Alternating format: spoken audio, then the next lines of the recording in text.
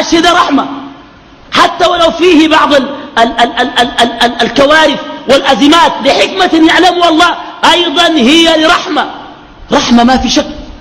فرسالتي إلى الذين أصيبوا أن يعلموا أن الدنيا أحقر مما نتصور.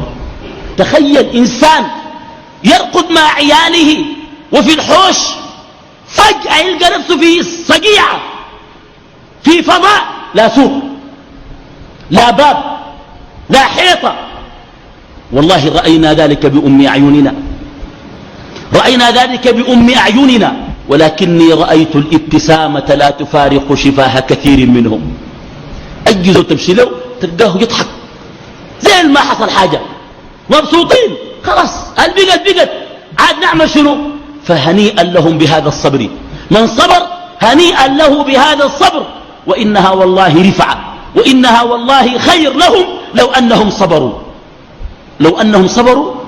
لا، قال تعالى ما أرسلنا من نبي، ما أرسلنا في قرية من نبي إلا أخذنا أهلها بالبأساء والضراء لعلهم يتضرعون ثم بدلنا مكان السيئة الحسنة.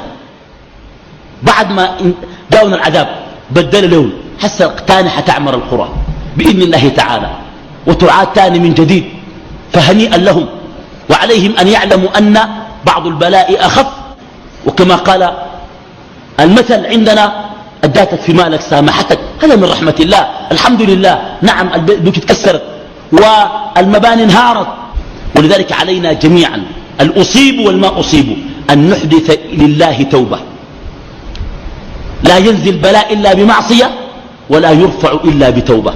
اللهم لا تهلكنا وأنت غني عنا يا رب العالمين، اللهم لا تهلكنا وأنت غني عنا. اللهم عوض إخواننا الذين أصيبوا في السيول والفيضانات، اللهم عوضهم خيرا يا رب العالمين، اللهم ثبت أجورهم وعوضهم خيرا يا رب العالمين، واجعل ما أصابهم تكفيرا لسيئاتهم وزيادة في حسناتهم ورفع في درجاتهم يا رب العالمين. وصلى اللهم وسلم وبارك وأنعم على عبده ورسوله محمد صلى الله عليه وسلم.